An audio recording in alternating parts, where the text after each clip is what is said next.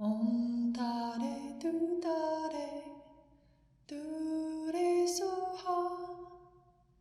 Om Tare Tu Tare Tu Re Soha.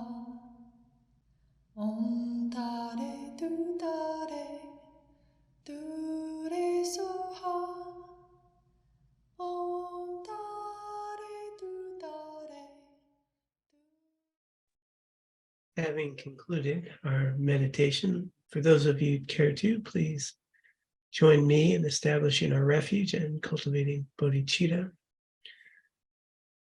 It's taking a moment to bring to mind the Buddha in the space in front of you. Let us begin. I take refuge until I'm enlightened in the Buddhas, the Dharma, and the Sangha. Through the positive potential I create by practicing generosity, ethics, patience, joyous effort, concentration, and wisdom, may I attain Buddhahood in order to benefit all sentient beings. I take refuge until I'm enlightened in the Buddhas, the Dharma, and the Sangha. Through the positive potential I create by practicing generosity, ethics, patience, joyous effort, concentration, and wisdom, may I attain Buddhahood in order to benefit all sentient beings. I take refuge until I'm enlightened in the Buddhas, the Dharma, and the Sangha. Through the positive potential I create by practicing generosity, ethics, patience, joyous effort, concentration, and wisdom, may I attain Buddhahood in order to benefit all sentient beings.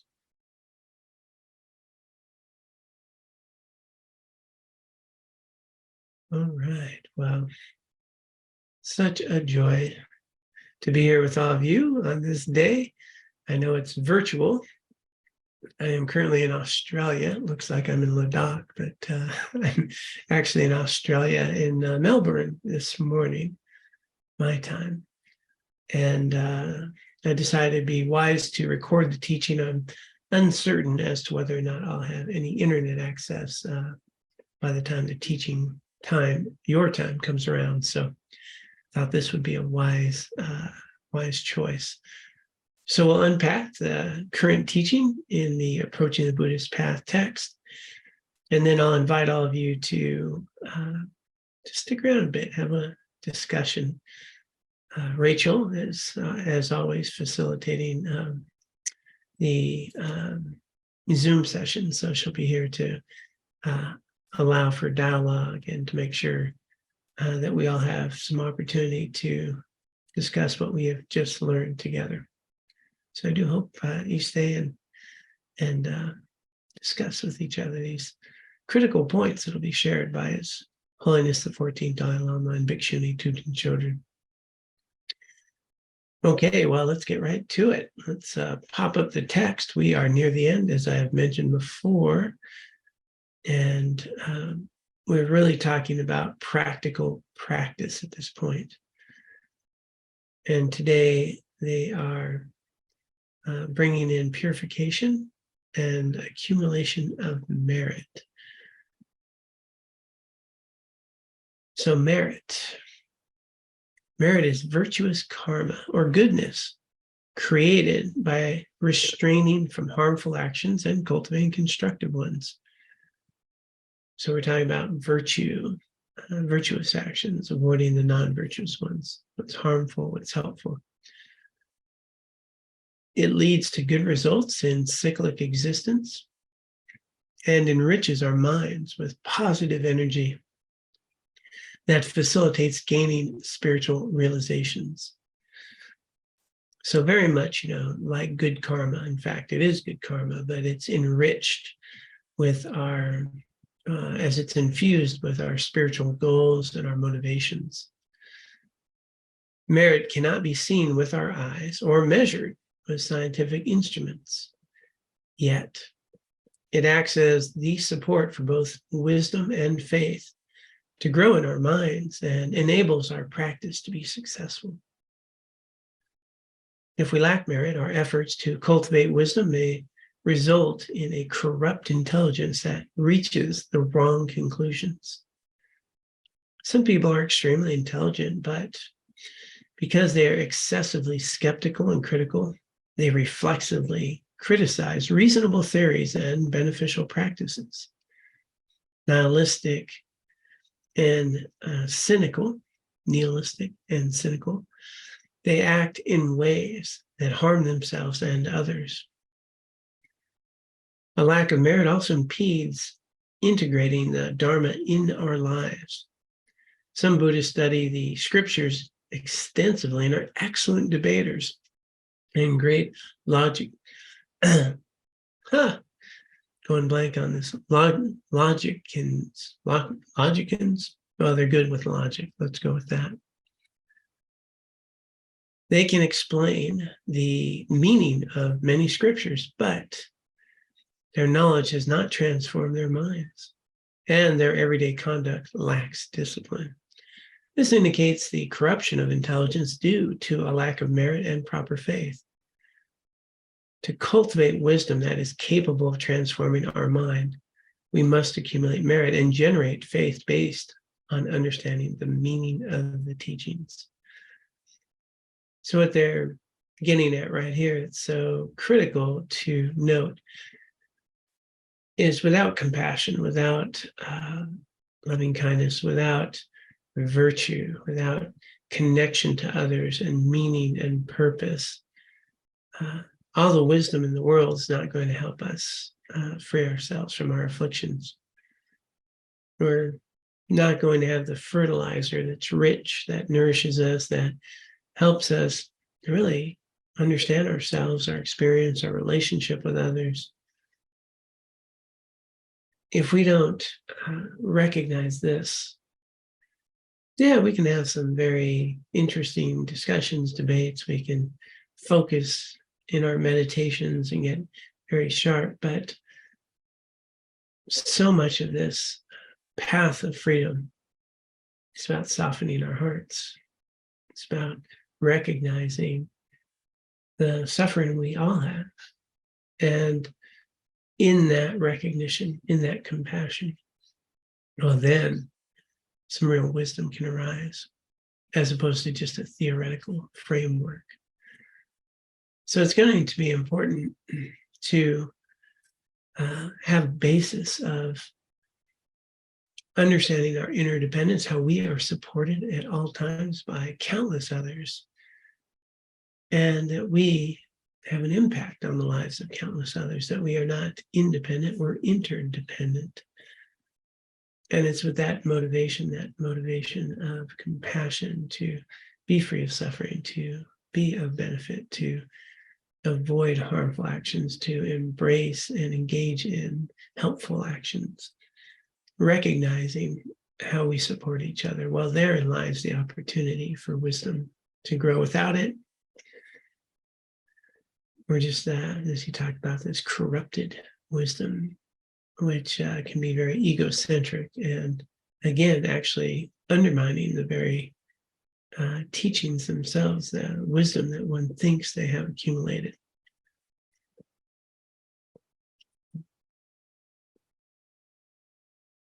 Okay. So in ancient India, the great non-Buddhist masters who debated complex issues with Buddhists must have had well-developed knowledge of the Buddhist view on these topics. Otherwise, they would not have been able to debate them. However, they had no conviction in the veracity of the Buddhist views. Knowledge does not always lead to conviction. Gaining a deep understanding of the Buddhist teaching that goes beyond intellectual comprehension depends on having accumulated merit. So this is, I think, a theme that you will hear again and again, and that is the idea that a soft heart, a compassionate heart, virtue in all its forms is the foundation of all spiritual growth. When you look at the other religious traditions as well, you're going to find ethics, morality, virtue. You're going to find it in Aristotle. Virtue leads to eudaimonia, this inner flourishing. It is the ground of all spiritual growth, all evolution of hearts and minds, of meaning and of purpose. You'll find it everywhere. You'll find it even in American culture. It's not religious at all. When we talk about sportsmanship and kindness, you'll see it in the themes of movies, where we look out for that little, for the underdog. So as prolific as you find ethics, morality, virtue, you'll see how it can easily not be developed in people's hearts and minds as we seek to take care of the needs of me and mine. We even have that saying, taking care of me and mine. And therein lies actually the source of all suffering, when in fact it's about we and ours. There is no separation in the way that we're thinking about it. And that way that we're thinking about separation is actually the source of all our suffering, our division, our greed, our attachment, our struggles, our desperation, our depression, me and mine. The whole core of all samsara is identifying me and mine with that which is not me and mine. That is the root cause of all suffering, of the prison of samsara. So if I have that attitude, no matter how much wisdom, understanding, knowledge I have, I will not have even scratched the surface of realization or understanding about the nature of self and experience. For my foundations already in misperception. So purifying ourselves of negativities, destructive actions, and harmful thoughts is also important. So on one hand, we are cultivating merit, we're cultivating virtue, we are engaged in wholesome activities with the intention to be helpful to others, who come from a basis of knowing our interdependence, our struggles together, our desire to be a benefit to all beings, our desire to be free of suffering. With that spiritual trajectory, well, then it's not just good karma, it is spiritual merit. It's not just causes for good results, but rather the good results that also lead to understanding and wisdom and freedom. So that's one hand, where we have this cultivation. On the other hand, we get to purify negativities that have obscured us, these destructive actions, harmful thoughts, things that we've engaged in throughout our lives. We have the opportunity to purify those so they do not continue to grow and continue to obscure our own growth, vision, development. So here they're making this point: purifying ourselves of negativities, destructive actions, and harmful thoughts is also important, done by means of the four opponent powers: regret, taking refuge, and generating bodhicitta, resolving not to do the action again, and engaging in a remedial behavior. So these four opponent powers we've taught quite a few times. We have a Vajrasattva practice that we post with our daily practice, which includes these four opponent powers of purification. And we talked a bit about a version that many have found very helpful, called Transforming Unskillful Events, which we've made available as well. So here's a practice we can do literally every day. We can do it even multiple times a day. One in which we can purify these negativities, these sort of negative karmic imprints, these habits and conditions that we have developed over the years. Why wouldn't we, right? I find that one fascinating. I'll sometimes not be doing it. Like, why wouldn't I have been given an opportunity to purify past negativities, and yet, too busy doing something else. This might take me all of 15 minutes, heaven forbid. So see the practicality here. We talked about proper practice last week. And we are here thinking about, wow, okay, every day I can wake up, I can recognize that I've been given a precious life, a rare and precious human birth, favorable to Dharma practice. I'm alive. I didn't die last night. I have all of the conditions that have ripened for a complete path of freedom. All the teachings on causes of suffering, causes of happiness, of well-being, whatever motivation level I engage with, I have opportunities to live this life more fully with less suffering. On a different motivation, the motivation to be continuously on a path towards freedom, given in my next life, a birth continuing on this path, or liberation from samsara here in this lifetime, or even potential Buddhahood. And all of this is available, and whichever motivation I'm coming into it, these same principles and practices are going to apply.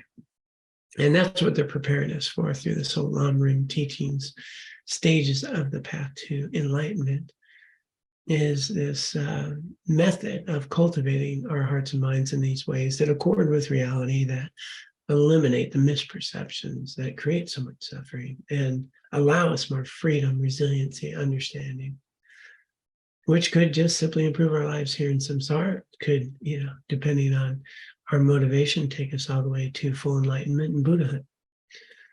Well, let's start each day remembering that, and that we don't know how many days we have, right? This day is never coming again. I'm waking up in Melbourne, and I believe it's probably somewhere, so it's Wednesday morning, my time. But your time, it would be, at the time of this recording, Tuesday evening, depending on where you are in the United States. And we're about to take a trip to the southernmost point of Australia. And I may come back, I may not, I don't know. It's so easy to take for granted that we have all of this time.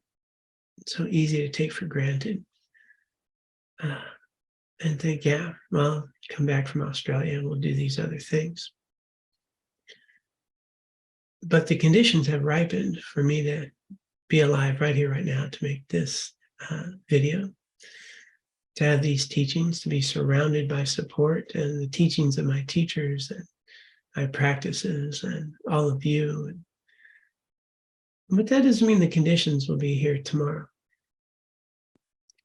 Yeah, many things can happen. Injuries can happen, obviously death can happen, but also the conditions that ripen for these teachings. Many of my teachers don't physically exist anymore. My two very current ones are getting up there in years, and our Dharma Center may or may not exist. We rely on donations, and each month it's always, well, maybe we'll be here another month, maybe we won't. It has, we've managed each month. But the Dharma Center may not be here for you. You may want to click into a teaching and no Dharma teaching center doesn't exist anymore, not enough funds, or John never came back from Australia, or whatever the situation. We get into this false reliance that these things will be here. And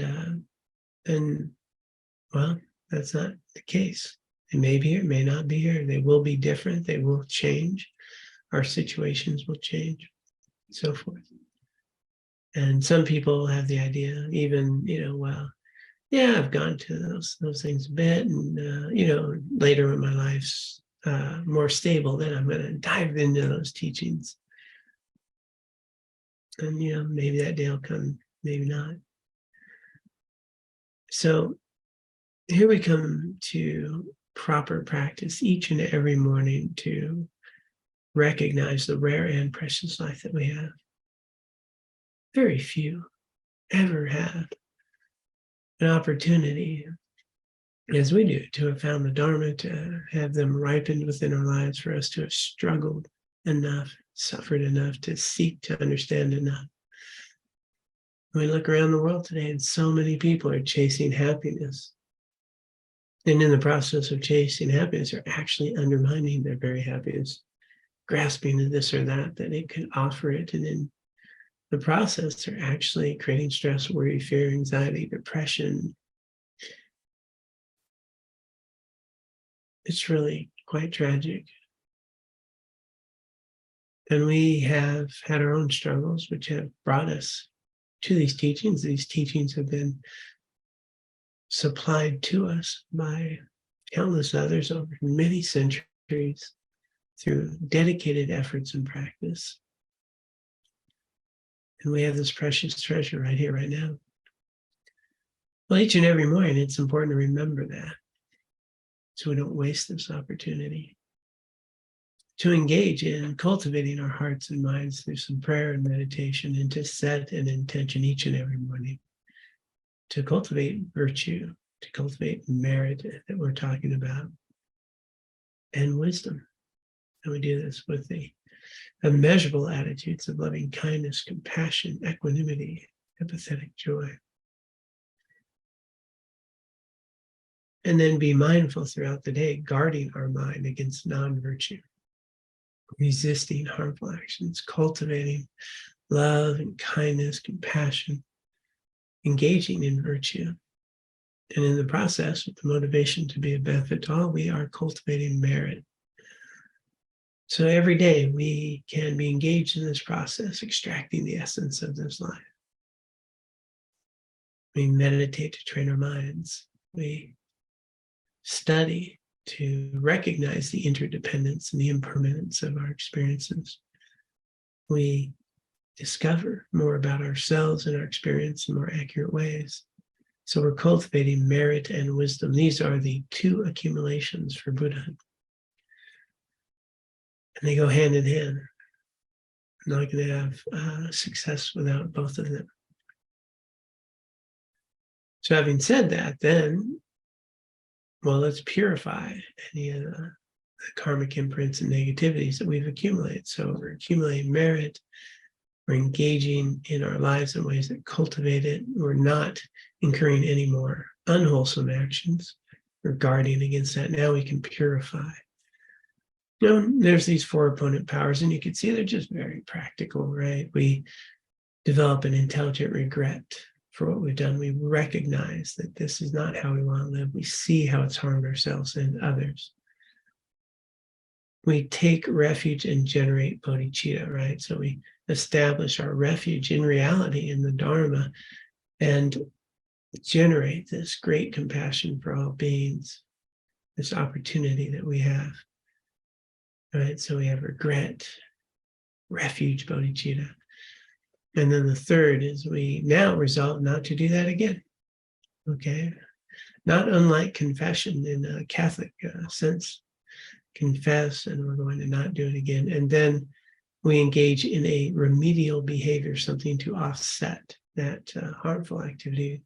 We're going to engage in a virtuous activity for the benefit of all beings, dedicating the merit for that.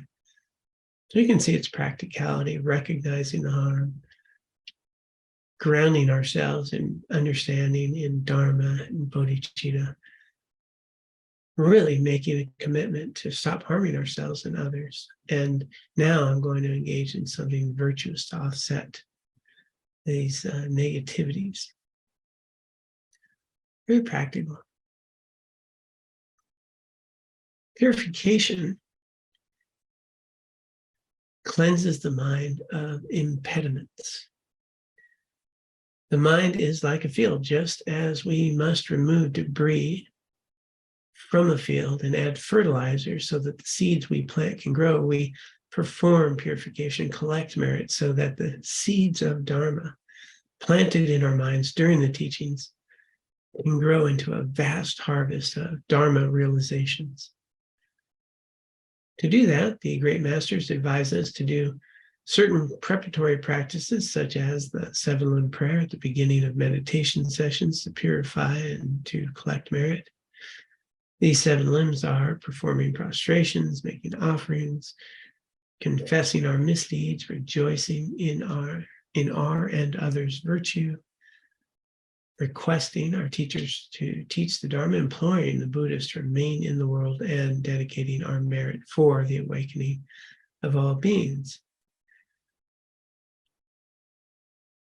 So this 7-limb practice is something we have for those of you who have been doing the morning practice. We have our booklet you can all download.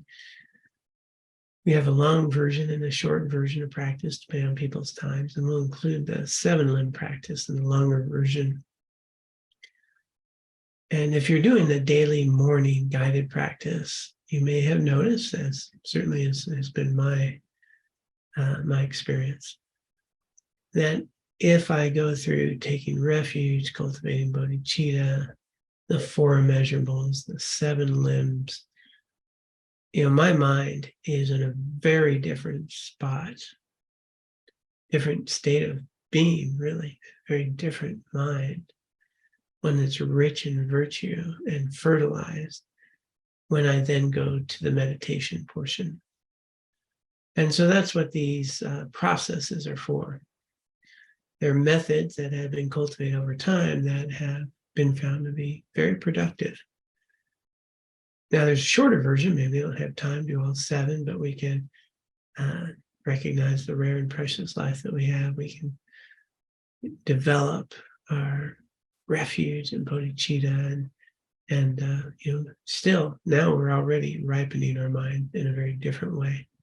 So these are skillful methods that have been proven over time to really fertilize our minds, so that then when we engage in practice, it's a very rich practice, and now it's imbued with bodhicitta. It's imbued with the desire to benefit others. It's imbued with meaning and purpose, as opposed to just sitting down to meditate. So really, really an opportunity to ripen and fertilize our minds in ways that are just very different than just a more sterile type practice. You can also find that through setting up the altar, making offerings, bringing the Buddha to mind. All of these things that we can do will really fertilize our minds with virtue and sort of blessing the mind as I'm bringing to mind all these countless others, my teachers and everyone who's helped me in my journey, and how I aspire to be of benefit to others. Imagine all that before you meditate. The mind is very fertilized, and then anything we do with that motivation is going to have a very different imprint in our minds. So really wonderful practices there. And if you haven't done them, I encourage you to take a look. And like I said, each and every morning, try to have a recorded guided practice where we have the longer, short version. And I know many of you do participate. If you haven't, you might take a peek or just download the prayer book on your own. Okay, well, let's get back to it here. So these are suggested before we engage in our meditation. And they're making a point that in addition, some practitioners engage in specific preliminary practices prior to doing tantric retreats in order to accumulate merit. So many people will engage in things like a 3-year retreat. Of course, many of you know that Jetsuma Tenzin Palmo was in a cave for a little over 12 years. She was actually in the process of a 13-year retreat. These retreats, whether some might go for a year or 2 years, or common is a 3-year one. But if they're going to do that, they want to be well prepared, and part of that is to purify negativities and obscurations, so that you can be successful in your time there, rather than simply train and be ready. There's a purification process that has proven over many centuries to really help you be successful.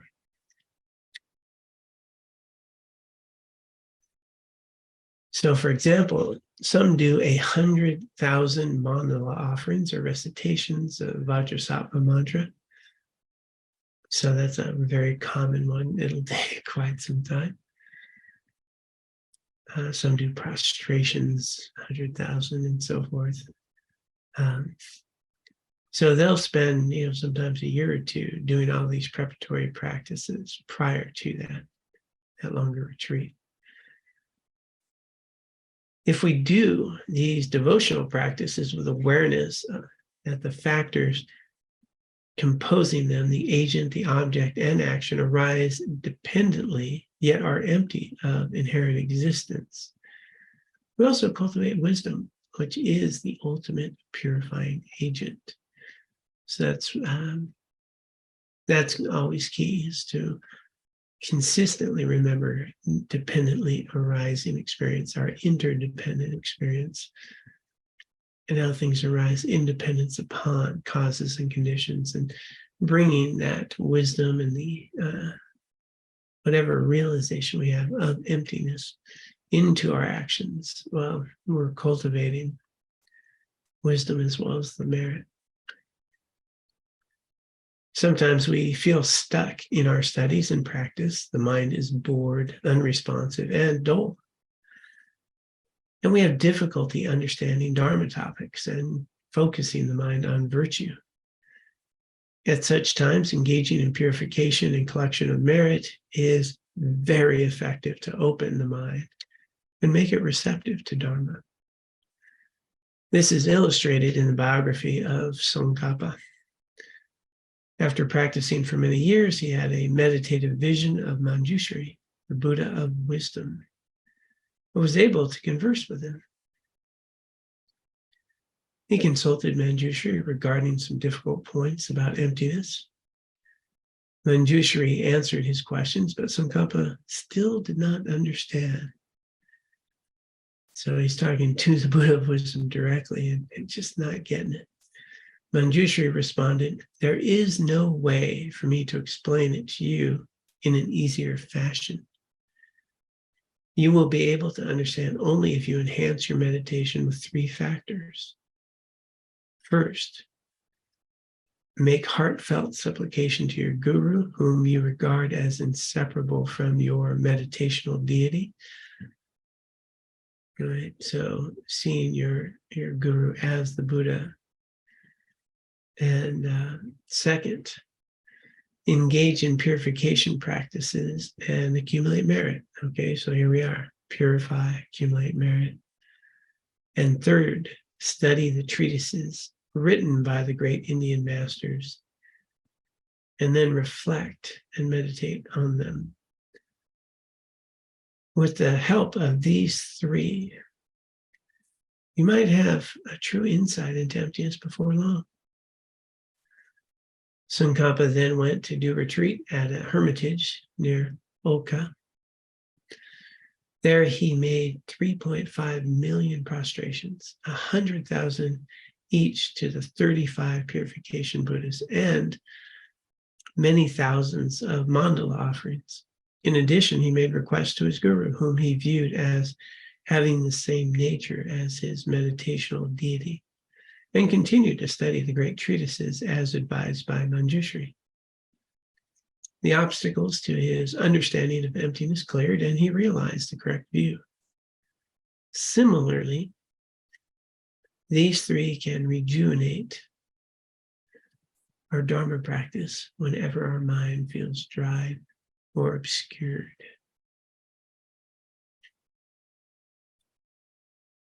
So the stories, for the context of it is, if you're going to be having a direct conversation with Buddha of wisdom, you're pretty close to being there, okay? So he was very far along in realizing his own Buddha nature, and had, to some degree, obviously, some realization in that regard. But he wasn't quite grasping these things, and even at that degree of practice, to then engage in these other activities, so many prostrations and so much purification, that he attained, the correct view, the ultimate nature of reality. So as we can see, wisdom is not going to be enough, even for someone highly advanced. For us, who may not be as advanced as Lama Tsongkhapa at that time, what we'll find is our mind can get distracted. Our practice may not be very interesting. We may not want to do things that would be helpful to our own selves with our hearts and minds. And what's being pointed out here is that purification, devotional type practices can really invigorate us. And for me specifically, I think of what was being pointed out here is a real devotion, a real connection to these practices. That it's not just, okay, I'm told to do this practice or that practice, but that I really recognize the value of them in my current life and in my aspirations, and that I need to really make them personal. And it's pretty easy to just take them for granted here and there.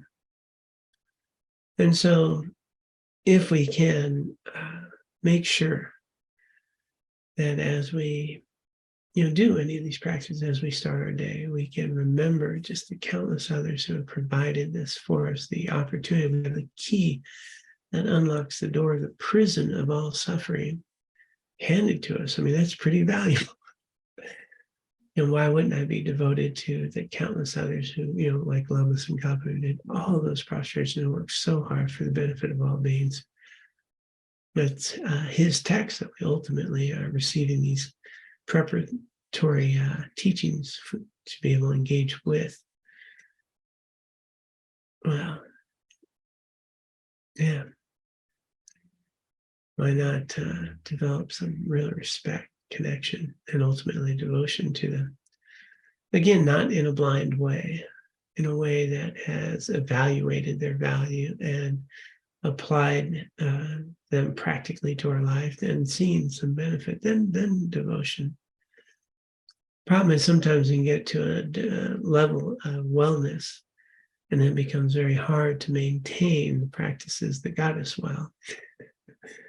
Right, where it's easy to do the work when we're suffering, and we get out of our funk, and then maintaining those practices, and that's where the devotion, the purification, will provide that opening and that encouragement.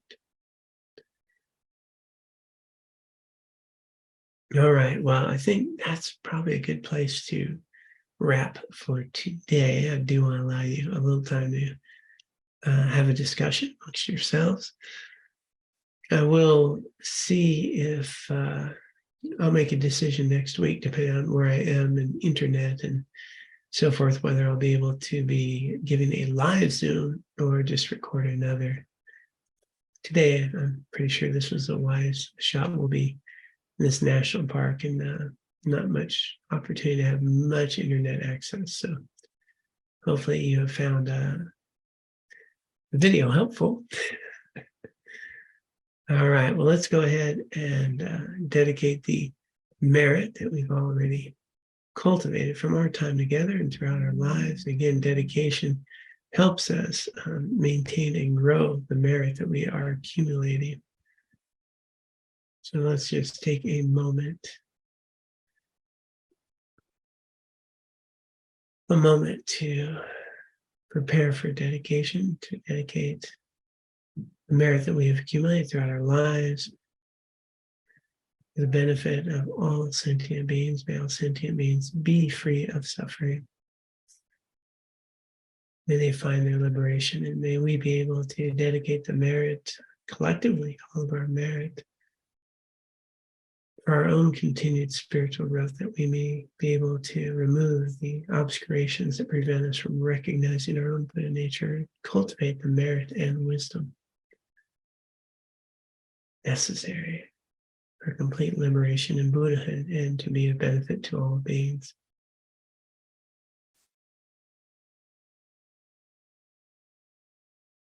Let us dedicate.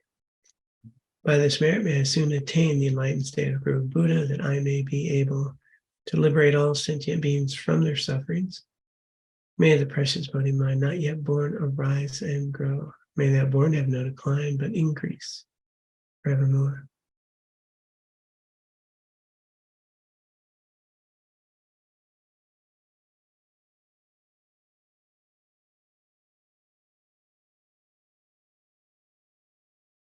All right. Well, thank you all so much. A joy to be able to join you from the land down under. Real gift to be with all of you, even virtually. Please be well. Take good care of yourselves. Have a good conversation with each other, and let's continue to engage in our practices as best we can in ways that are meaningful, some devotion and some real connection to how we are a benefit to others and how others support ourselves. We and ours, not me and mine. Om Tare